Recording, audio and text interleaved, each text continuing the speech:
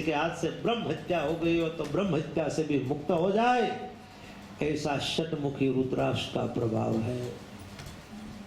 सप्तमुखी रुद्राक्ष अनंग रूप है, कामदेव का रूप है। सतमुखी रुद्राक्ष जो धारण करता है उसके घर में से दरिद्रता चली जाती है, वो कायम सदा के लिए धनवान हो जाता है।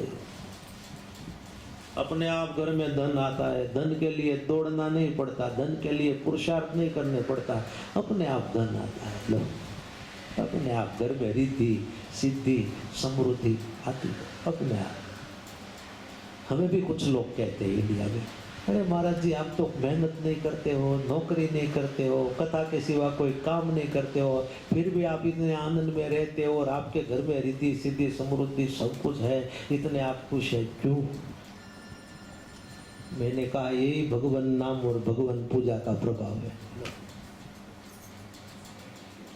भगवान नाम और भगवत पूजा करेंगे तो आप कभी बीमार नहीं होंगे, कोई कष्ट नहीं आएगा, कभी दरिद्र नहीं आएगा, दरिद्रता दुख नहीं आएगा, सदैव आनंद रहेगा। तो इतना प्रभाव है सप्तमुखी रुद्राक्ष का।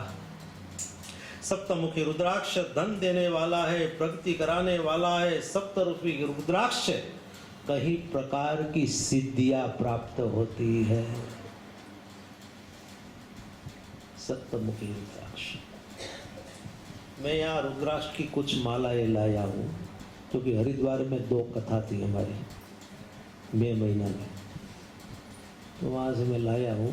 आपसे किसी को चाहिए पूरी माला तो मैं यहाँ आपको दूंगा, बाद में आप आना। यहाँ 0 नंबर की है, छोटे छोटे मन के वाले, बहुत कीमती और अच्छी और ओरिजिनल, जिसको चाहिए वह।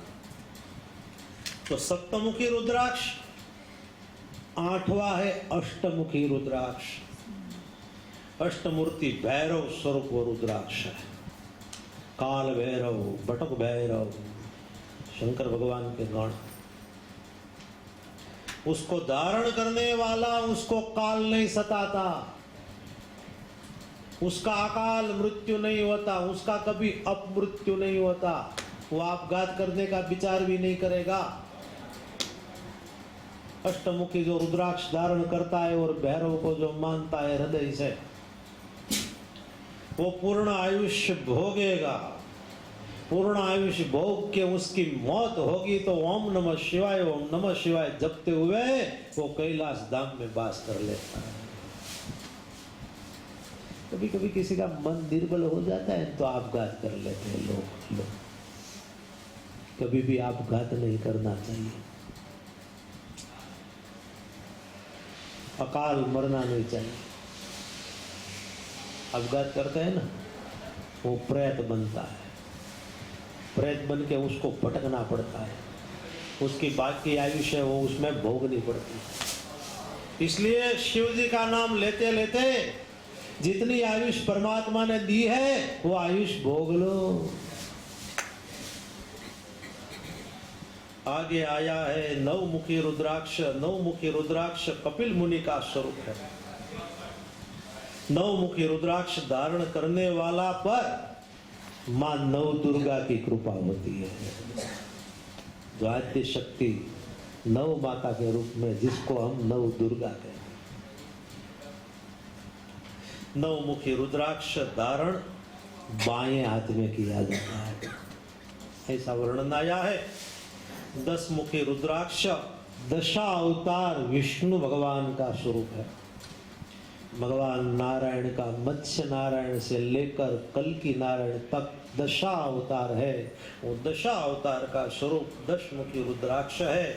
10 मुखी रुद्राक्ष हमारी सभी कामनाओं को पूर्ण करता है। 10 मुखी रुद्राक्ष हमारे जीवन में कभी रोग नहीं आने देता, हम निरोगी रहते हैं। 11 मुख रुद्राक्ष, 11 मुख वाला रुद्राक्ष, 11 रुद्र का स्वरूप। शंकर भगवान ने 11 अवतार लिए हैं, जो 11 रुद्र और 11 रुद्र में 11वां रुद्र है वो भव अवतार है, और जो भव अवतार है वही हनुमान जी का अवतार है। ये हनुमान जी कौन है? कौन है? शंकर भगवान का अवतार। ये भव अवतार है। कथा आती है शिव पुराण, भगवान राम अवतार लेने के तैयार हुए, सब देवताओं कहने लगे हम सब भी प्रभु की सेवा करने ले जाएंगे। सब बंदर बनने लगे, कोई बंदर कोई भालू। ब्रह्मा जी ने जामवंत का रूप लिया, अश्वनी कुमारों ने नल का रूप लिया, ऐसे सभी ने रूप लिया है। शंकर भगवान ने कहा मैं भी बंदर बन जाऊंगा, और शंकर भगवान ने हनुमान जी का रूप धारण किया। बंदर के रूप में शंकर भगवान आ गए। पार्वती ने देखा, अरे महाराज आप बंदर बन गए हैं। हाँ, मेरे राम जी अवतार ले रहे हैं, मुझे राम जी की सेवा करना है, इसलिए मैं बंदर रूप में जाऊंगा। पार्वती कहती है मुझे ले चलो। शंकर भगवान ने कहा इस अवतार में तुम्हें नहीं आना है, क्योंकि इस अवतार में मैं बंदर के रूप में तो हूं, लेकिन हनुमान जी के रूप में रहूंगा, इसलिए मैं बाल ब्रह्मचारी रहूंगा, इसलिए आप मत आओ। अखंड ब्रह्मचर्य की मूर्ति, प्रभु संकल्प की प्रतिमा, हजूरी दास हनुमंता, जन्मवा मां अंजनी जोशे। हनुमान जी जैसा पात्र लाना हो तो एक बार जगत में मां अंजनी आए। अंजनी की कोख से हनुमान जी का प्रागट्य हो सकता है। पार्वती मैया कहती मुझे आना है, मुझे ले जाओ। सब अवतार में ले जाता हो, इस अवतार में क्यों नहीं ले जाता? अरे कहा नहीं, इस अवतार में मैं ब्रह्मचर्य व्रत का पालन करूंगा। शंकर भगवान ना कहा है, पार्वती नहीं मानी। अंत में शिव पुराण में कथा आती है कि पार्वती ने क्या किया। शंकर भगवान ने हनुमान जी का रूप लिया न, तो पार्वती हनुमान जी की पूंछ में बैठ गई। अदृश्य रूप में, शक्ति के रूप में वो पार्वती हनुमान जी के पूंछ में बैठ गई। हनुमान जी को भी पता नहीं लगा, शिव जी को पता नहीं कि पार्वती आई है, लेकिन वो तो पूंछ में बैठी है। वो पूंछ में बैठी हुई शक्ति अभी तक गुप्त रही। वो शक्ति कब प्रकट हुई? कब प्रकट हुई? जब लंका को जलाने की घड़ी आई ना, तब पूंछ प्रकट हो गई और पूंछ बढ़ने लगी थी। रावण कहता है ना कि बंदर की पूंछ को जलाओ। राक्षसों को कहा जाओ घी तेल कपड़ा आदि लेके आओ, कि बंदर के पूंछ को बांधो। सब राक्षस दौड़ने लगे, कपड़ा लेके आए, घी तेल लेके आए। घी तेल में जबल जबल कर कपड़ा हनुमान जी की पूंछ को बांधने लगे। जैसे कपड़ा खत्म होता है तो हनुमान जी अपना पूंछ लंबा देते हैं। जितना बंधा होता है उनसे ज्यादा लंबा हो जाता था। रावण कहता अभी और कपड़ा लेके आओ। फिर सब असुर दौड़ते हैं, राक्षस कपड़ा लेके आते हैं, घी तेल में जबोल कर जैसे बांधते हैं, कपड़ा खाली हो जाता है। हनुमान जी फिर कुछ लंबा करते हैं। ऐसे बार बार रावण कहते हैं। सब राक्षस कपड़ा लाने लगे। अंत में तो बेचारे थक गए और अंत में रावण को कहा मालिक अब घर में कपड़ा नहीं है, अब तो एक एक जोड़ी जो कपड़ा पहना है ना वही है, अब घर में एक कपड़ा का टुकड़ा भी नहीं रहा है। तो हनुमान जी ने हंसते हंसते कहा कि आपको अब कपड़ा की क्या जरूरत है, आपको कपड़ा बदलने का समय भी नहीं रहेगा। अब आपको कपड़ा नहीं बदलना है तो आपको शरीर बदलना है। आप सब मेरे हाथ से मर गए। हनुमान अंगद रण गाजे, हाक सुनत रजनीचर बाजे। तो वही पूंछ में शक्ति आ गई जिस शक्ति ने पूरी लंका को जला दी। लंका को जलाने का काम मां पार्वती ने किया है। वहां शक्ति का प्रयोग। एक शक्ति सीता जी है जो लंका की अशोक वाटिका में बैठी है, एक शक्ति यहां लंका को जला दी। तो 11वां रुद्र भव अवतार ये शंकर भगवान का हनुमान जी अवतार है। 11 मुखी रुद्राक्ष जो धारण करता है उस पर 11 रुद्र की कृपा होती है। अरे एक रुद्र की कृपा हो जाए तो कल्याण हो जाता है, यहाँ तो 11 रुद्र। 12 मुखी रुद्राक्ष वो तो 12 आदित्य यानी कि 12 सूर्य का प्रभाव है। एक सूर्य प्रकाशित होता है तो जगत में कितना उजाला फैल जाता है, तो 12 सूर्य प्रकाशित हो जाए तो कितना उजाला हो जाए। तो 12 मुखी रुद्राक्ष जो धारण करता है उसके जीवन में सदैव प्रकाश ही प्रकाश, ज्ञान का प्रकाश, भक्ति का प्रकाश, वैराग्य का प्रकाश, प्रकाश ही प्रकट होता है। इससे कई प्रकार के रुद्राक्ष का वर्णन है, लेकिन अब टाइम हो गया है भाई। 12 मुखी रुद्राक्ष तक का मैंने वर्णन किया। आगे किसी को पूछना हो तो मैं जरूर कहूँगा, लेकिन हमें तो इसमें ज़्यादा नहीं पढ़ना है। हम इतना ही कहेंगे कि रुद्राक्ष को अवश्य धारण करें, क्योंकि रुद्राक्ष शिव स्वरूप है, तुलसी नारायण स्वरूप है। शिव भक्त को रुद्राक्ष अवश्य धारण करना चाहिए। रुद्राक्ष धारणम प्रोक्तम, प्रोटेक्शन होगा। रुद्राक्ष का पारा हृदय को टच हो जाए तो हमारा हृदय बराबर चलता है, हार्ट बराबर चलता है। रुद्राक्ष को धारण करने वाला उसको कभी हाई बीपी लो बीपी नहीं होता, बराबर चलेगा। कितने लोग मर जाते हैं हाई बीपी में, लो बीपी में। रुद्राक्ष का पारा पहनो। रात को जब आप शयन करो ना तो आपके स्थान के पास एक ताम्रपत्र का लोटा रखो। ताम्रपत्र का लोटा में पानी भरकर पूरा लोटा पानी का भर देना, और वो लोटा में एक रुद्राक्ष का पारा डाल देना। एक डालो, 2 3 डालो, कोई बात नहीं, वो पारा डाल देना। पूरी रात पानी में रुद्राक्ष पड़ा रहेगा। ताम्रपत्र का लोटा है, पूरी रात वो ताम्र की भी पानी में असर होगी, और वही पानी सुबह में जागकर जब आप ब्रश कर लो, दातुन कर लो, बाद में वो पानी पिएंगे तो सदा के लिए निरोगी रहेंगे, रोग में से मुक्त हो जाते हैं, इतने निरोगी होते हैं। और एक लोटा पानी पी लो तो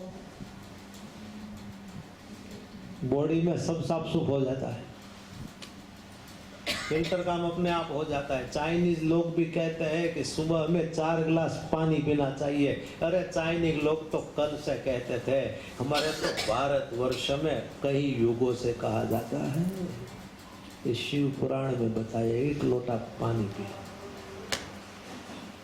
रुद्राक्ष, किसी को फेफड़ा का रोग है, फेफड़े अच्छे नहीं है, वही व्यक्ति रुद्राक्ष का मन का है, उसको मध में उबाल के, मध गर्म हो जाए, रुद्राक्ष का पारा उसको मन का निकाल लो, वही मध का पान कर लेता है तो उसके फेफड़े भी अच्छे हो जाते हैं।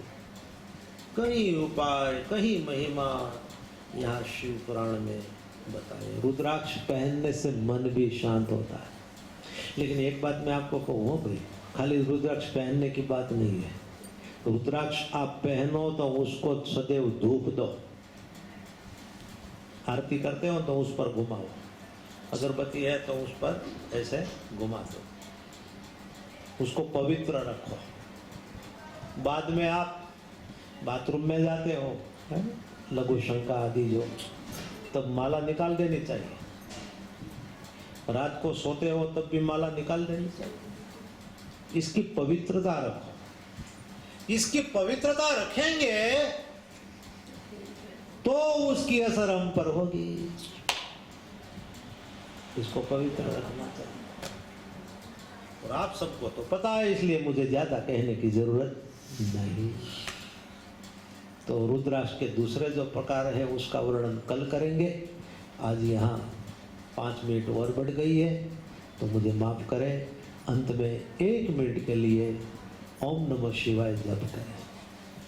नमः शिवाय, ओम नमः शिवाय, हर हर भोले नमः शिवाय नमः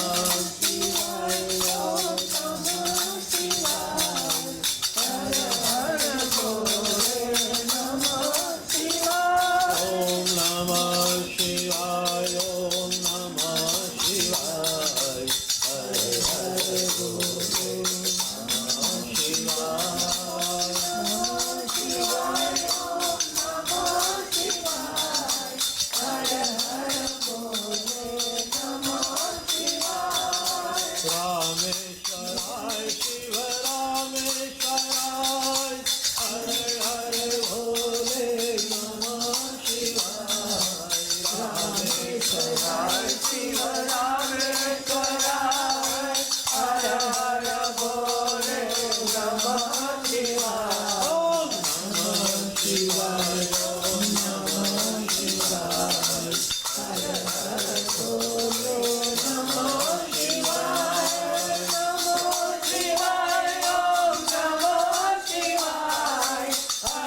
हर भोले नमः सोमेश्वराय शिव सोमेश्वराय हरे हरे भोले नमः शिवाय सोमेश्वराय शिव सोमेश्वराय हरे हरे भोले नमः शिवाय ओम नमः शिवाय ओम नमः शिवाय हरे हरे भोले नमः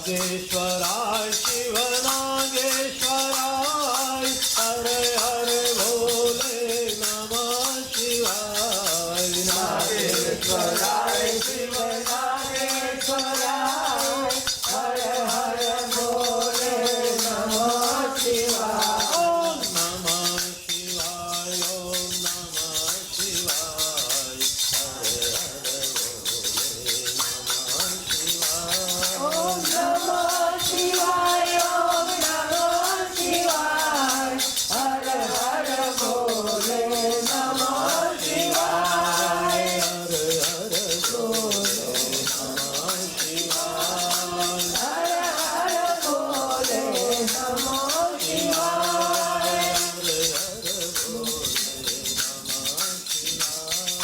हर हर भोले नमः शिवाय। कल यहाँ बिलीपत्र महिमा की कथा करेंगे, बाद में शंकर भगवान के साथ सती का जो विवाह हुआ उसकी कथा करेंगे, और समय रहा तो शिव और पार्वती की विवाह की कथा विचार करेंगे। लेकिन कल सुबह में जो गुजराती में कथा होगी तो सुबह में एकादशी महात्म्य की कथा होगी। किसको आना हो तो सुबह में भी सुनने के लिए आए, एकादशी का क्या महत्व है वो गुजराती में, क्योंकि गुजराती सब बहन आती है तो गुजराती में करते हैं, आप सब आते हैं तो शाम को हिंदी में करते हैं। और आज तो 3 जगह में जाके थक गया। यहाँ कथा की सुबह में प्रजापति हॉल में गया, वहाँ एक बहन के घर गया, वहाँ 60-70 बहन थी तो वहाँ कथा की। घूमते घूमते यहाँ आया 6 बजे तो 7 बजे यहाँ हाजिर हो गया। लो तो बस